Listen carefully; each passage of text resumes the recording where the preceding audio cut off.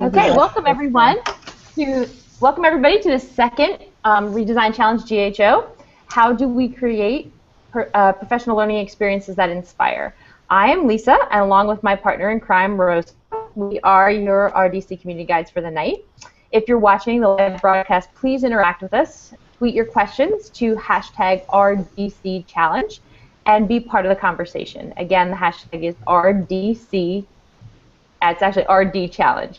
To get this party started, I'd like to ask everyone to introduce themselves. So go ahead, folks, tell the good people your name, the role you play in education, and one thing that inspires you. Chris, how about we start with you? Sure. My name is Chris Bronke. I am an English department chair in Downers Grove, Illinois, at a high school. In that role, I teach one class and spend the rest of my day evaluating teachers, leading curriculum redesign, all those sorts of administrative things.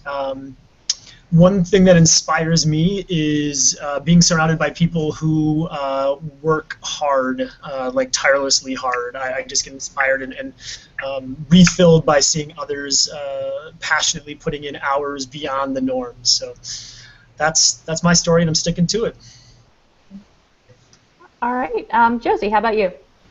Hi, everybody. My name is Josette Martinez, and I am a 6th through 12th grade business teacher at West Generation Academy, which is in the heart of downtown Denver, Colorado. And I know Lisa from doing some CTQ work. I blog for CTQ, and I was recently just able to co-facilitate a TLI strand on social justice, which has been amazing, and it was wonderful. I was with some of my idols. So what inspires me is seeing teachers help other teachers to hone our craft and to really take our profession to a higher level. All right, Rosa? Hello, and Josie, you said social justice, and oh, you had me at social justice. I'm Rosa Isaiah. I am an elementary school principal in Lawndale, California. Just graduated with my doctorate in educational leadership for social justice. That's one of my passions. What inspires me is learning with people like the people in this group who are so passionate about kids and learning, whether it's for students or for educators. It's incredible, and it really fills my cup. So I'm very happy to be here tonight, engaging with you all and learning about how to make video the most effective professional learning tool that we can make it. Great. And I'm Lisa Hollenbach. I am a 10 through 12 social studies instructor, and I think that we're all cut from the same cloth. My master's degree was in community psych and social change. I'm also looking at pursuing social justice in a doctoral field. So I think that when I talk about what inspires me, it's also people just like you all that are the change makers, that are the hard workers, that keep pushing to make positive change where change is needed, but still somehow remain positive throughout the entire process. So it's so much fun to be in the company of these types of people, and it's fun to be in the company of you all because you would certainly fit into that group. So thank you for sharing your night with us tonight a little bit. What we're going to do tonight is talk a little bit about the why for what we're doing. You've likely been hearing quite a bit about analogous inspiration inside the Redesign Challenge. And according to IDEO, analogous settings can help us isolate elements of experiences or interactions or products and help us apply them to whatever challenges that we're working on. And it spurs that creative thinking. And for a lot of RDC innovators, TED Talks were highlighted as something that was spurring their creativity and providing them with some innovative experiences during our Video PD Challenge. The RDC innovators are inspired by the video. They're returning to their schools, their classrooms with a fresh outlook, some out-of-the-box thinking, and they're pushing themselves and their students forward. And when I started to think about this concept, it really struck a chord with me. And in a strange way, as I thought about it, I made a connection between the Redesign Challenge and hacking. And I'm going to blame a young man named Logan LaPlante for that. So since we are inspired by TED, Rosa and I thought it would be a great idea to start tonight's Google Hangout with a clip. So what I'm going to do now is ask you if you'd please mute your mics so I can take over the screen here and share the video with you. It's about a 4-minute clip. All right, and once you see it end, feel free to go ahead and unmute your mics again. Lisa, I'm going to hope that this works out okay. It must be the hotel Wi-Fi that I'm working on right now, but it's got me on a circle of death and a black screen. Okay. So I can't get to my mic, so hopefully I'll just stay really quiet and we'll have no problems. I don't know. Are you going to stay that quiet? Thank all you, right. Chris. All right. And I understand that Lisa Mead would like to join us.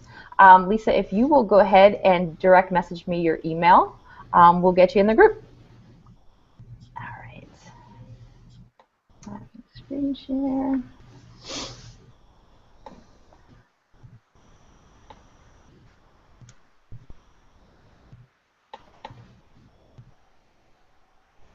So I've been studying the science of being happy and healthy.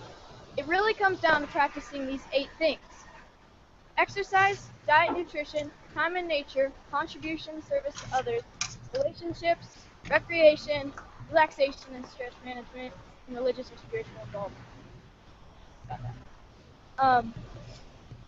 So these 8 things come from Dr. Roger Walsh. He calls them therapeutic lifestyle changes, or TLCs for short. He's a scientist that studies how to be happy and healthy. In researching this talk, I got a chance to ask him a few questions like, do you think that our schools today are making these 8 TLCs a priority? His response was no surprise. It was essentially no. But he did say that many people do try to get this kind of education outside of the traditional arena, through reading and practices such as meditation or yoga. But what I thought was his best response was that much of education is oriented, for better or worse, towards making a living rather than making a life. In 2006, Sir Ken Robinson gave the most popular TED Talk of all time, Schools Kill Creativity. His message is that creativity is as important as literacy. We should treat it with the same status. A lot of parents watch those videos. Some of those parents, like mine, counted it as one of the reasons they felt confident to tell their kids traditional schools. Try something different. I realize I'm part of this small but growing revolution of kids who are going about their education differently. You know what? It freaks a lot of people out. Even though I was only 9 when my parents pulled me out of the school system, I can still remember my mom being in tears when some of her friends told her she was crazy and a stupid idea. Looking back, I'm thankful she didn't cave to peer pressure, and I think she is too. So, out of the 200 million people that have watched Sir Ken Robinson's talk, why aren't there more kids like me out there? Shane McConkey is my hero. I loved him because he was the world's best skier. But then, one day, I realized what I really loved about Shane. He was a hacker. Not a computer hacker. He hacked skiing. His creativity and inventions made skiing what it is today, and why I love to ski. A lot of people think of hackers as geeky computer nerds who live in their parents' basement and spread computer viruses. But I don't see it that way. Hackers are innovators. Hackers are people who challenge and change the system to make them work better.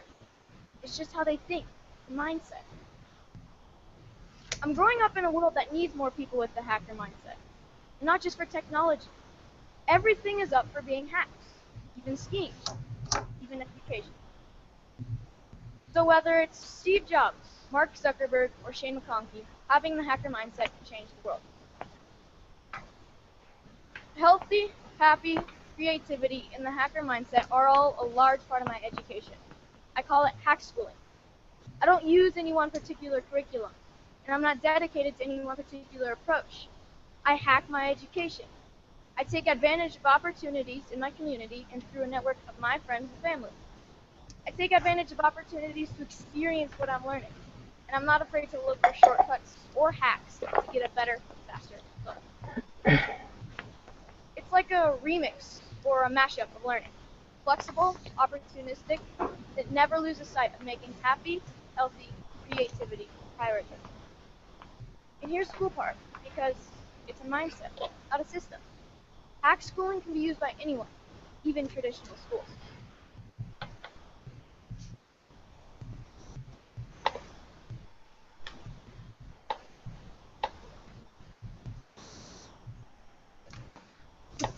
Okay, welcome back, everyone. You can unmute. Can you hear me? I Yep. can. Thank All you so right. much for the video, Lisa. Absolutely. That video is a TEDx video called "Hack Schooling Makes Me Happy." That was 4 minutes. That was directly in the center of an 11-minute video, and it's very much worth your time if you want to go ahead and take a look at it later on. But Rosa, I'm going to turn it over to you to process the video. Thank you, Lisa. So we had this charming young man talk about hack schooling. I want to hear your thoughts about it. What made an impact for you? What resonates with you? What inspires you? He talked about that, about creativity, inspiration. Any thoughts on the video? Please share out. Let's start with Chris.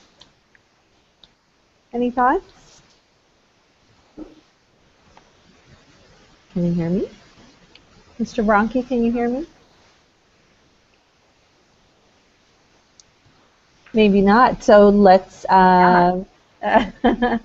anybody else jump in. Hi, Jess. I'll go ahead and jump in. Thank you. Welcome, Sam. Thank you. Sorry I'm late. That's okay. All right, go ahead, Josie. You want to tell us what you thought about the video?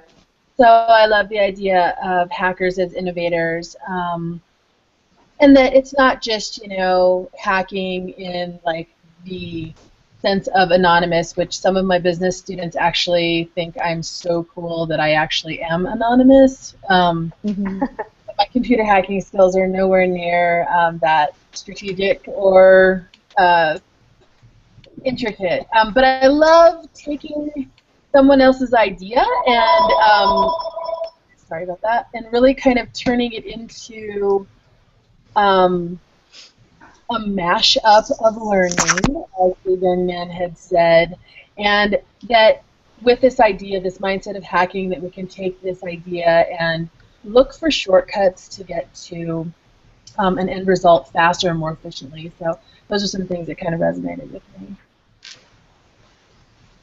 Excellent. Thank you. Mr. Bronke, I think I have two of you on my screen. Can you hear me? I'm everywhere. What can I say? Yeah, I dropped out once and I came back in, so I still don't have video feed, but I had completely frozen. So I think I'm. If you guys can hear me, at least I'm there audibly at least. Excellent. We hear you. We hear you. Any thoughts? Were you able to hear the video, Mr. Bronke? Any thoughts about hacking and creativity and trying something different?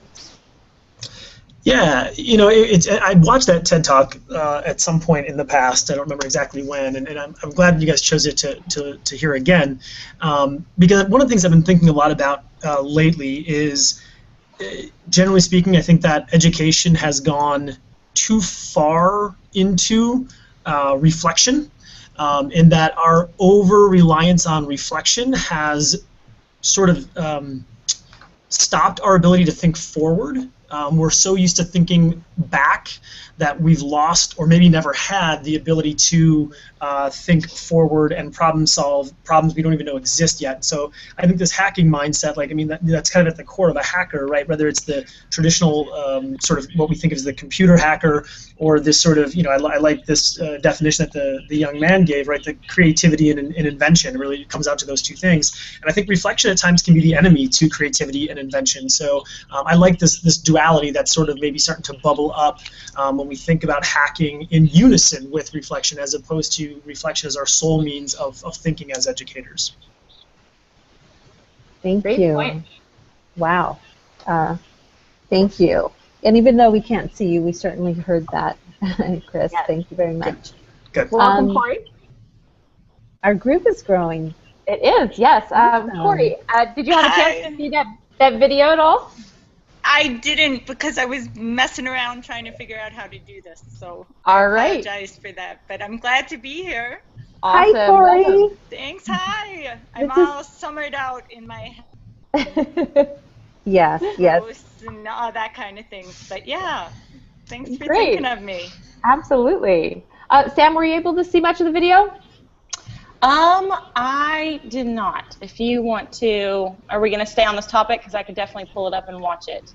I just picked no up worries. a dog on the side of the road, so that's why I'm a little late. I had to get him into the house.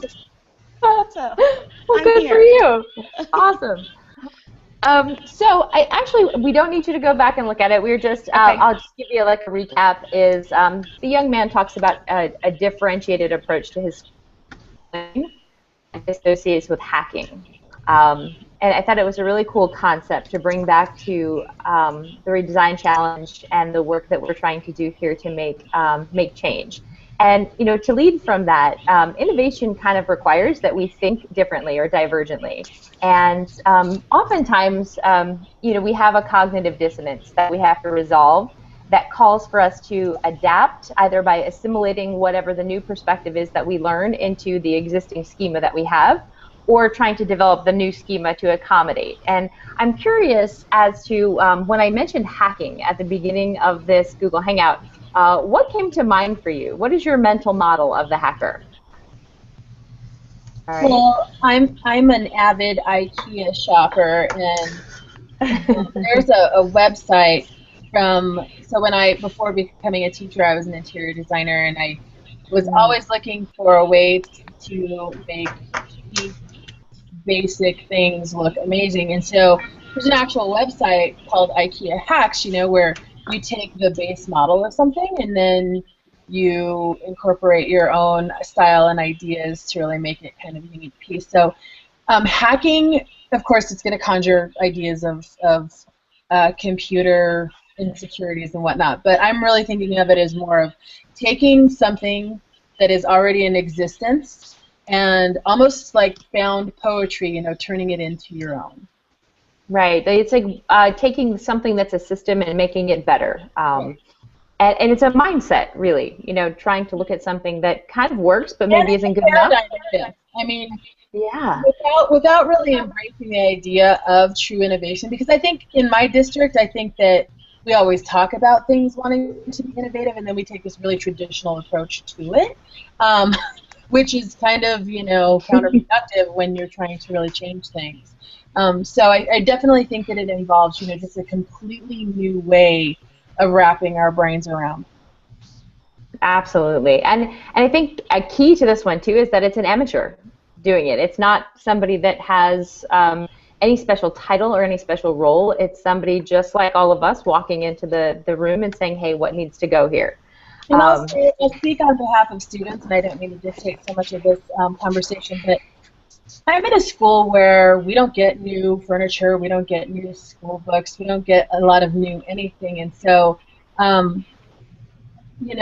when you come from the socioeconomic status that my students come from, innovation becomes part of your survival, right? And it becomes this really amazing creative source, which I think the tests don't show, and, the resume might not have a space for. So I think really kind of massaging teachers into looking for these behavioral factors that an innovator would have would also be something that would be part of the whole redesign. That's a really good point. Go ahead, Rosa. Yeah, and Josie, I was just thinking, our students, I think, are better at that than we are. It is so challenging for us to think out of the box. And I know that may sound a little cliche, but it's so true. To have the confidence to do something that's a little bit different and to get creative. We're so used to making sure that we're doing what we're supposed to do. So if you're in a setting where your administrative team doesn't encourage you to take risks and to be innovative and creative with your teaching, It's already difficult enough. I think most educators are rule followers, and maybe we have been rule followers all of our lives. So getting out of that comfort zone is so much easier for our kids.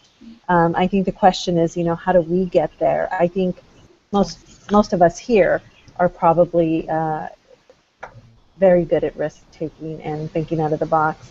But how do we encourage our teams and our staff to do that, to take some risks and hack our teaching and leading? You know, is it okay if I? Yeah, go ahead. Jump in, Corey. It's just, I'm starting a new job in a new district in the fall, and just hearing you talk about all that, I kind of am feeling like, because pretty much I've left my most recent district because I was feeling so frustrated. And I was feeling like we weren't doing enough thinking outside the box. And I've been there for 7 years. And I feel like I've, done my best to try to make changes and to try to show people, here's some new ideas, let's think outside the box. And I just felt like I was making baby steps, but I was kind of suffocating as a educator myself, that I felt like I needed to try to look elsewhere. And so I'm starting this new job 2 towns over, we're in a more rural area. And it's been very interesting to see the reaction of people in my old district, because I didn't tell anybody that I was looking for a different job, because I felt if I didn't find one, being more rural, there's just not as many opportunities to find a different job. I didn't want to be known as a person trying to find a different job, kind of a thing. So no one knew that. It's kind of come as a shock to many people. And I think it actually might start the ball rolling a little bit faster for some people to try to do some different things. We'll see. I don't know for sure, but just not very often do people leave the school that they're teaching at simply for the fact because they want something different. At least in, we're a K through 12 rural district, so you can't change schools or things like that. So this is kind of different than usually people leave because they moved, and that's about it. And Corey, can you share with us your job title? I know that you've shared with me on Twitter, and I'm so happy for you. Yeah, they are calling it an innovations teacher, and it's basically a technology position. It'll be a prep for the regular classroom teachers. Part of the reason why they call it an innovation position is in Minnesota you need to get a special license to teach technology. So by calling it innovations, I don't need to go back to school to get the licensure, although I'm very interested in doing that. But they are really, it's not a new position. There's already been someone teaching it, and she's moved on to the middle school, but just very forward thinking in that it's not just kids on the computer, they're on their iPads, they're using spheros, all sorts of things. So I'm just, really excited. And also to be able to get into classrooms and help teachers incorporate technology. So I'm very, it just reading the description, I kept thinking, this is me. This is, describing me. So it's pretty fun. You're hacking. You are hacking, Corey, and you're helping others become hackers. So congratulations to you, and they're very lucky to have you. Thank you. Absolutely. Sam, do you have anything you can add? I guess I hacked a system my first year. I was kind of in the same boat with leaving the school that I was at the year before last, just because I had all these ideas and they were not accepting them. So I moved schools, and going in we had data binders, which I think are great, but they were not working for me and my students. So we hacked them and turned them completely digital. and now the school has found it to be so efficient that they wanted to do it school-wide. So it was a good risk to take that it turned out really well. So I guess that is one way I've hacked the system in a way. Good. All right. Chris, what can you add to the discussion? Well, I think, one of the things that for me that's important to think about when we look at this idea of hacking, and try to apply it into the educational system is that I think it's more than just Lisa, I'm going to push back a little bit on what you said earlier, that we have this. I believe you said we have to resolve the cognitive dissonance, and then you gave two different ways in which we can adjust by altering our schema or by letting our schema adapt to the system. I think great hacking actually pushes and works to not try to resolve that cognitive dissonance. That they actually seek the opportunities to be the ones creating said cognitive dissonance, in so much as it pushes then everyone else to either become a hacker with them, or realize that they're not doing a good enough job. It's like one of those two things, right? It's kind of that reality check. And so I think it's important for us to realize that hacking starts with the creation and continuation of that cognitive dissonance. And at least for me, I don't know if it needs a resolution. I think it needs to continually be there. I think the moment we have resolved cognitive dissonance is the moment we stop moving forward. I got to tell you, Chris, my psych teacher is coming out. You have to resolve cognitive dissonance. But maybe the resolution is the change, and whatever that change is. So there either has to be a space for we don't like as humans to have that struggle, and we try to resolve it. So we either have to change the way we think or change the way we are, and one of those things is going to be the hack. That's kind of where I would go with that. Okay. Let's push that a little bit further, I think. We're talking about those changes. And sometimes we arrive in this space as change makers, maybe with some expectations of our life, of our jobs. We get a little complacent with reality. And what we know is that small change can be really powerful. So there was another young lady that referred to this as disruptive wonder. Where she was looking to confound expectations of the community. So I wonder how we can do that. How can we look at our own educational community in terms of professional development or anything with an eye to disruptive wonder? And I'm going to start over with Chris because I know he doesn't like the word disruptive.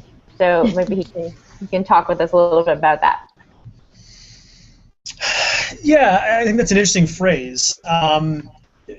To me, I think it almost it reads as just that, like someone trying to have a unique phrase to push change. I don't think, to me, disruptions. The reason I don't like disruptions, this is going to go back, I think, to what I was just saying about cognitive dissonance, is disruptions usually end quickly.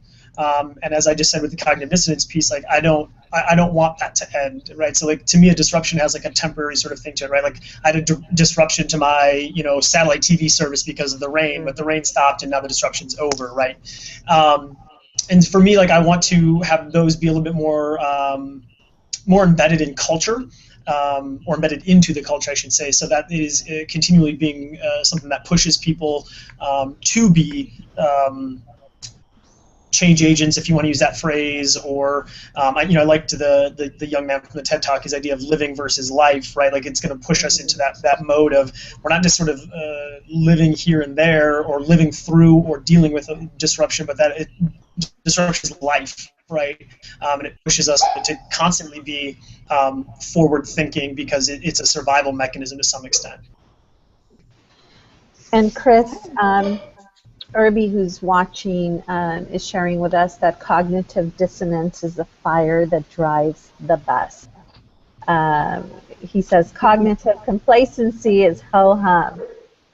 So I just wanted to share that with you all because he's tweeting about it. Chris, I think I agree with you about the cognitive dissonance. I see it as a process, and I think we get comfortable with that uncomfortable feeling because it's what pushes you to continue to search and be creative and innovative. So, yeah, thank you for those thoughts, and thank you, Irby, who's watching. I wanted to make sure I gave him some credit for those great ideas. All right. Anybody else who want to speak on the disruption at all? Anybody have an idea? This brings me back to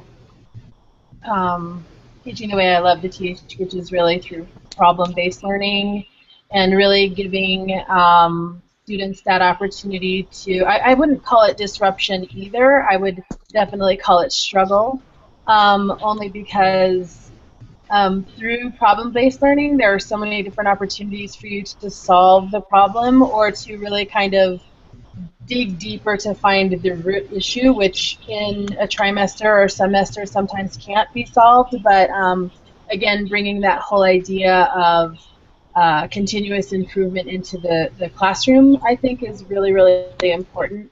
And also giving students voice to be able to really take the lead in their learning. I mean, when we were talking about things like hacking and technology, you know, we're meeting students where they live.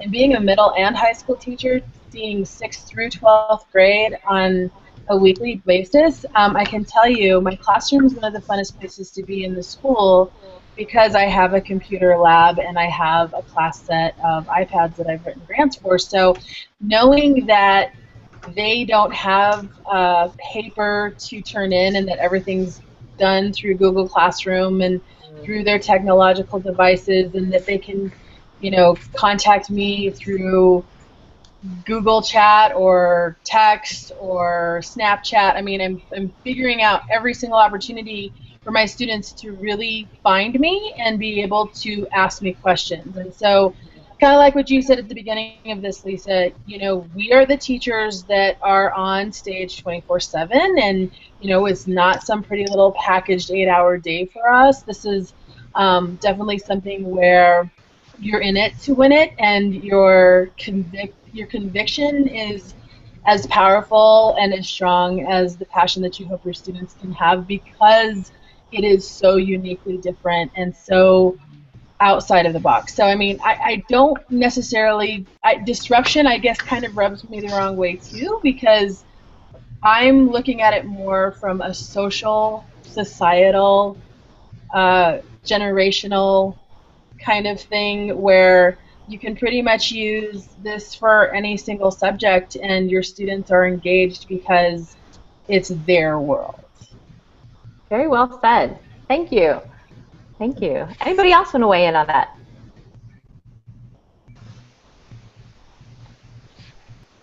Okay. All right. So, Rosa, what's next? Yeah, let's take a look. So I heard Josie talk about student voice, and I love that because I want to connect that to the Redesign Challenge and student voice. So we talked about a few concepts. We talked about cognitive dissonance. We talked about creativity, disruptive wonder, innovation. Let's bring it back to the Redesign Challenge, and how might these elements inspire your work with the Redesign Challenge? The idea of improving, taking ownership of professional learning, in this case through video. So what connections do you see between those concepts and the Redesign Challenge? Chris, can we begin with you? Can you hear me? Uh-oh. We may have lost him again. I think we did. Let's begin with Corey. What do you think? What do you think, friend? All those concepts we talked about. I'm going to put you on the spot. Yeah, that's okay, because I dropped out for a minute. My Google Hangouts crashed, so I had to get back. But I heard, so you're talking about student voice? We talked about student voice, and the Redesign Challenge is about teacher voice and how do we take ownership of our professional learning experience, specifically using video to enhance our professional learning experiences. So when we talk about cognitive dissonance and creativity and innovation, let's bring it back to the Redesign Challenge. What is the connection between these concepts and teacher voice empowerment through the Redesign Challenge and professional learning? In a nutshell, sorry. That's okay. You know, I think it's really important, as you've been saying, for administration to give teachers that power and to make them feel like they really do have a voice. And, you know, I think by using video, I think probably you're going to have a couple of teachers that are willing to, you know, step forward and use their voice at first, because there are going to be some that are, you know, some that have never been given that voice before, or that, you know, that ability to feel empowered by their voice. So it's going to take some time to get used to that. That the more you can, you know, find a couple of teachers within your staff that you know others respect, and you know, others,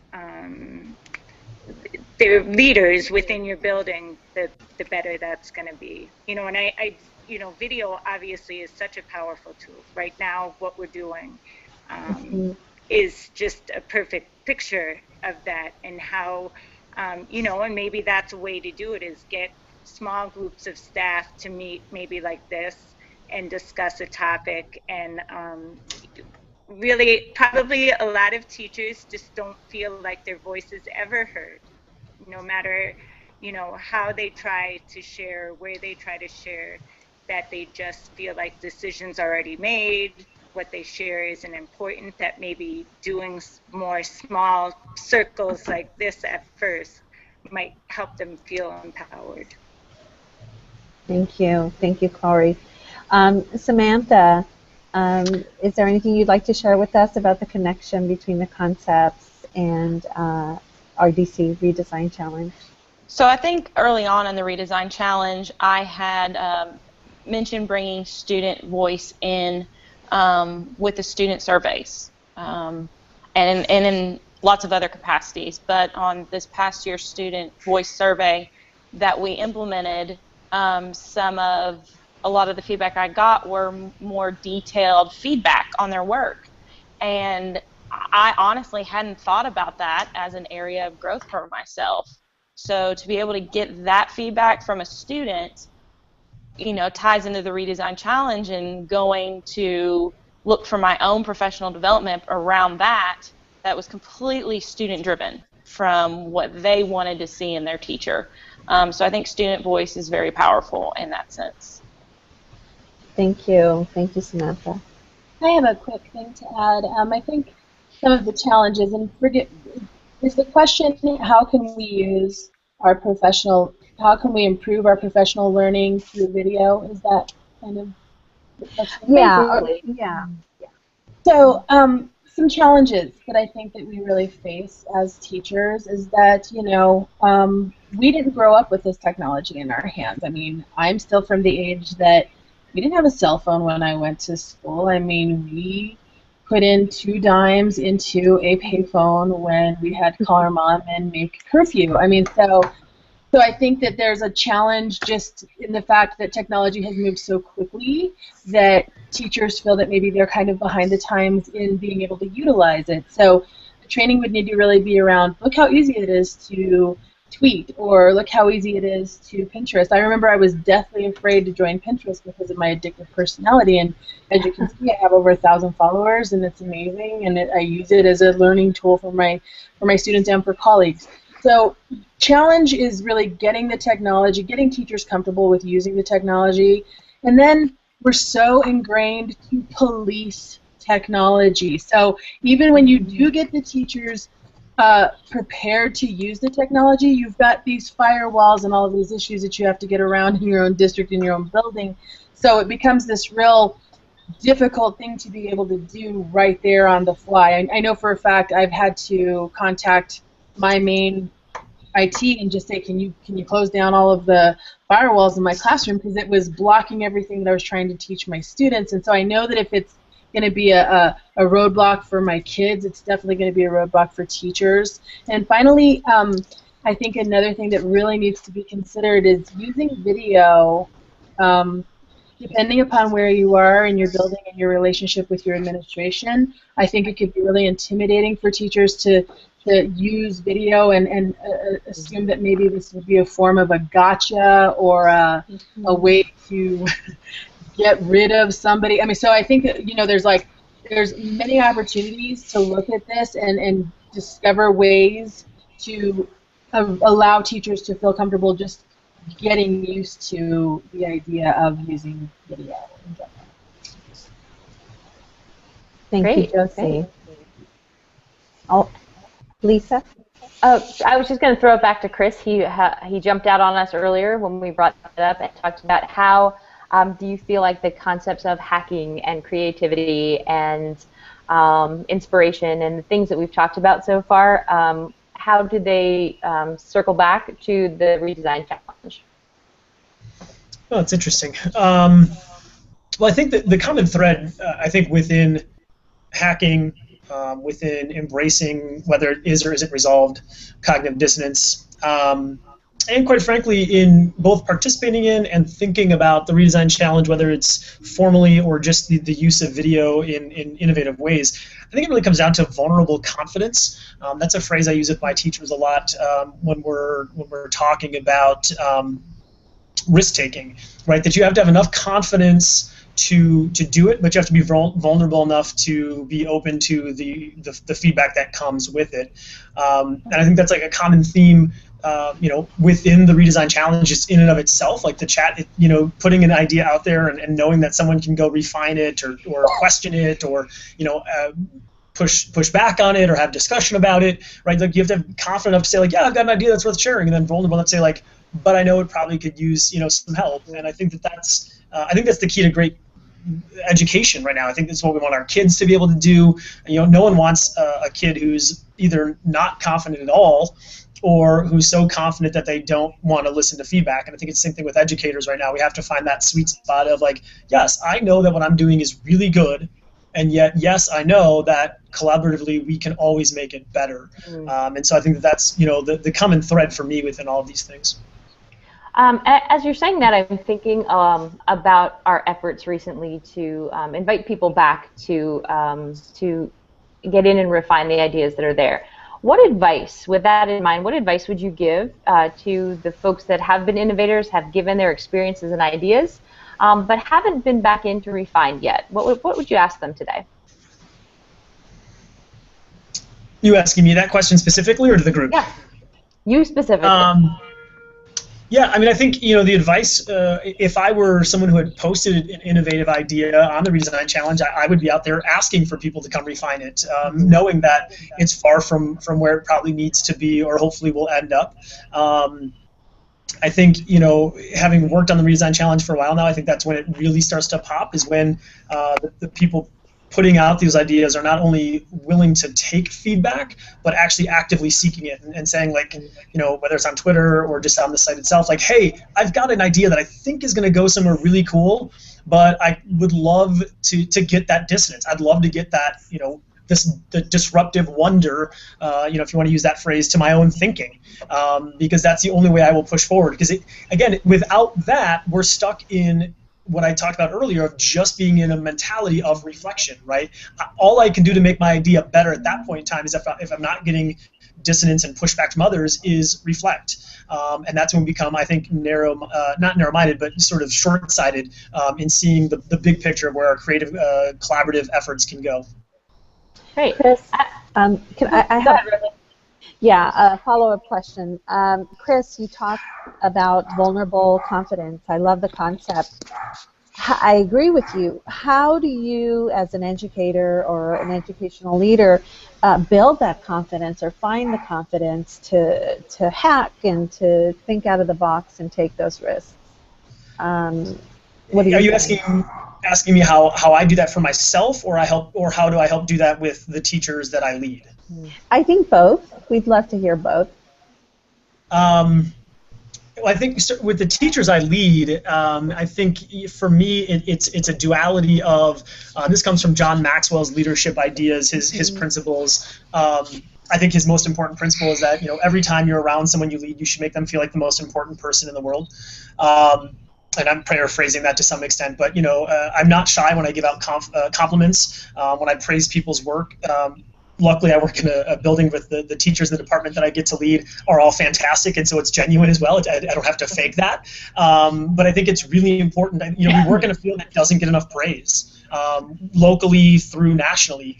And so when we know teachers are doing great things, we've got to tell them that consistently and specifically. Not just like, hey, you're doing a great job, but why specifically they are. And I think that builds the confidence that then will open the door for me as a leader to sort of expose them to their vulnerabilities as well. Like, hey, you are doing a great job, but have you thought about this move or that move, and making it more of options than have you just thought about this? Because if you only make one proposal when you're asking a teacher if they've thought about X, it makes it seem as if they have to do X, right? Like that I'm suggesting, subtly that X is the right thing and that theirs is the wrong thing. But if, I've told them they've been doing a good job and then I suggest 2 or 3 other things for them to ponder, then they get to kind of go ahead and run with that a little bit. So that's what I try to do when I'm working with the teachers that I, coach and lead in my department. Within myself, I think I'm naturally an arrogant / confident guy, and I've learned to embrace that. But I've also, it's surprising to everyone, right? But I've also learned to surround myself with people who I know do things better than me. And that took a while to embrace as someone who's naturally thinks he does everything really well. But like I, have gotten to the point, I think it's this idea of reflection in and of itself is only so strong. I was self-aware enough to reflect and know those things that I struggle with, but then I had to be forward thinking to surround myself with experts in my PLN and in my life that are consistently really good at those things, so that I was always having them create that dissonance for me. Oh, fantastic. I love that. Thank you. Thank you for sharing. Yeah, absolutely. Great. Sam, can you hear me? Yeah. Okay. Yes, okay. I wanted to throw it over to you for a second as somebody who's posted some ideas on Redesign Challenge. Do you have any barriers to refining someone else's idea or having someone refine yours? Can you talk a little bit about the experience as somebody who's putting yourself out there and being vulnerable?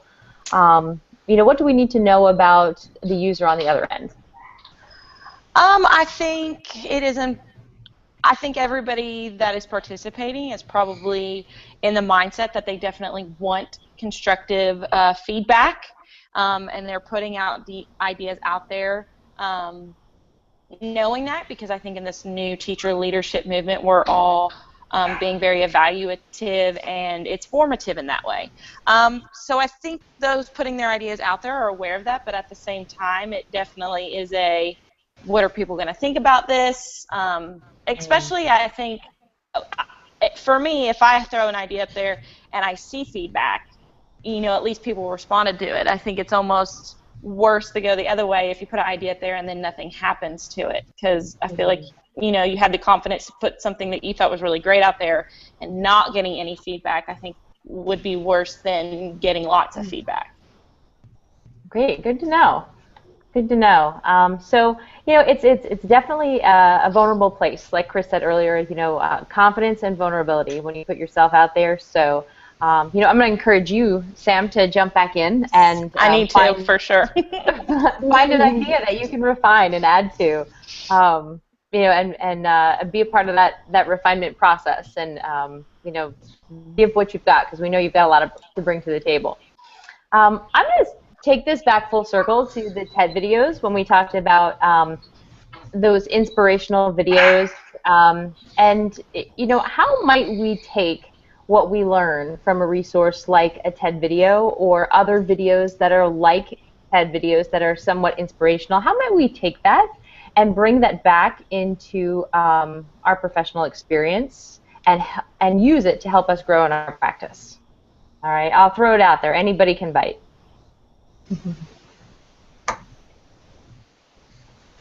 I think, Lisa, I'm just reflecting a little bit, and I've shared quite a few videos and had discussions with my team as a staff.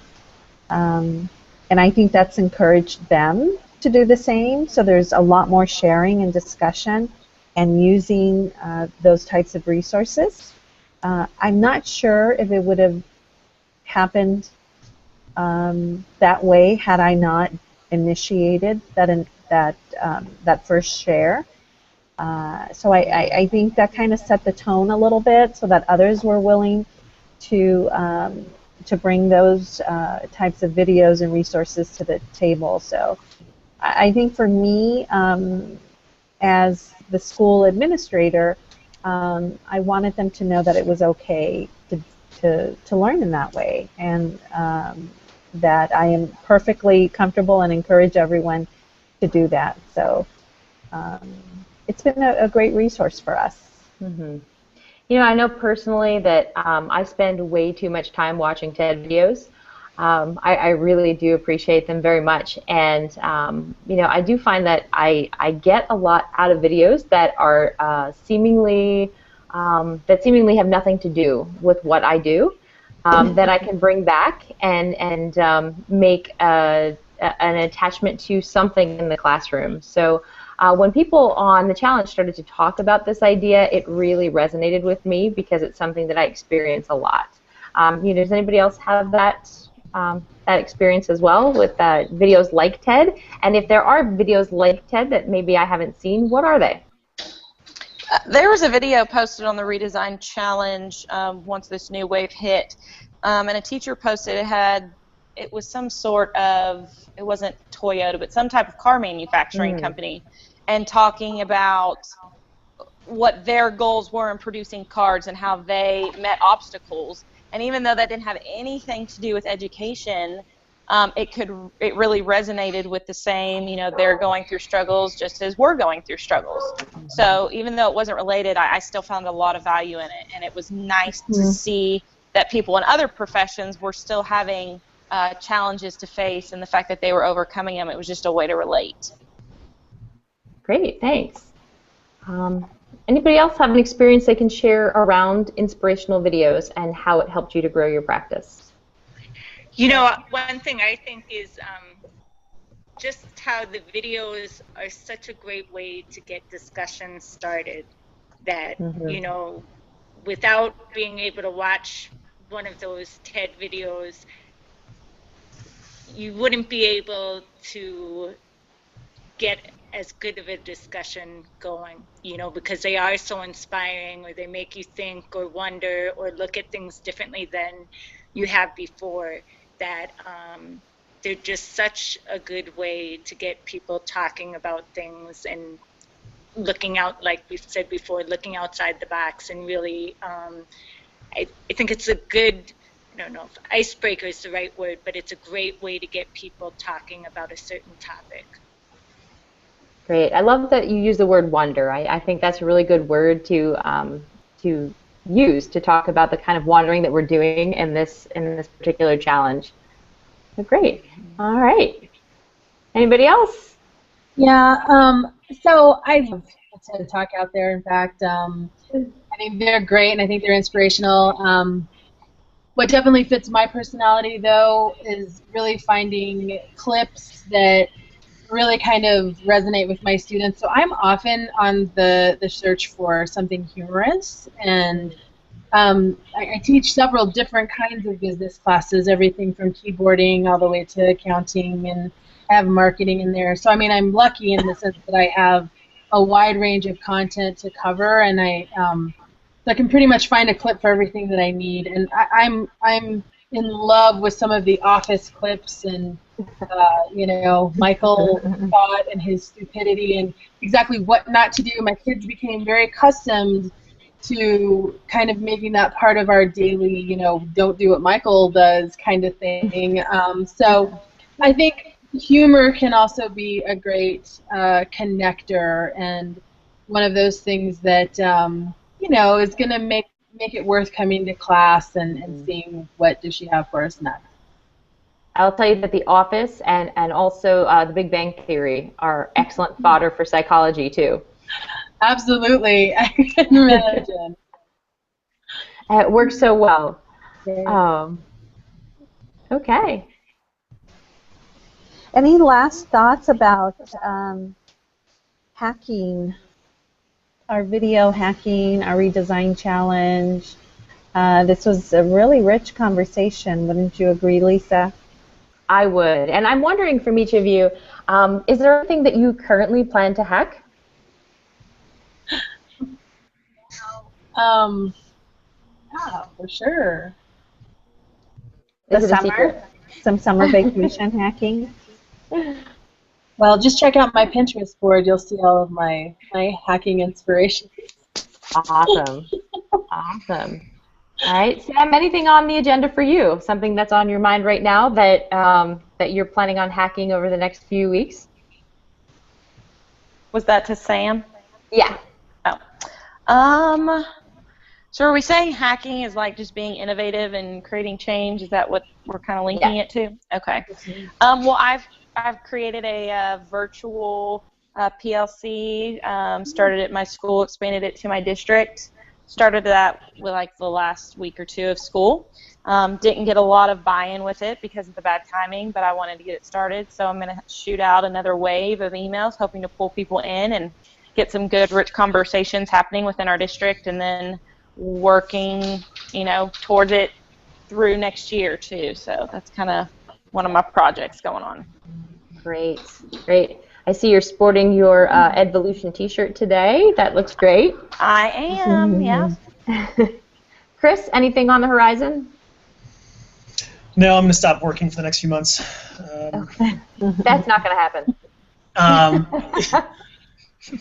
Yeah, I mean, I think for me, it's going to be continuing to try and be one of many teachers who are trying to hack the national narrative of education. I think that's one of the most important things that teachers can do right now. If we want to steer education where it needs to go, I think we need to position ourselves better in the national landscape of what teaching really is and all that it entails, all of these extra hour things, and I mean just the hours, but the thinking and the pushing and you know, fighting back the idea that just because people in society went to school means they are experts. Because quite frankly, there are a lot of teachers who have been trained in teaching who, because of all the changes in teaching, aren't even experts nowadays. And I think, you know, I just want to keep trying to do, you know, my part along with, you know, a million other teachers across the country to try and take back that narrative as much as we can. Absolutely. Awesome. Corey, what about you? You know, I'm just going to be trying to figure out my new position and what kinds of things I'll be able to do in that. I will get to meet some of the staff over the summer at different events and things like that. And then in the beginning of August, they actually have a week-long, they call it, no, I'm not going to remember what they call it, but it's basically a week-long professional development.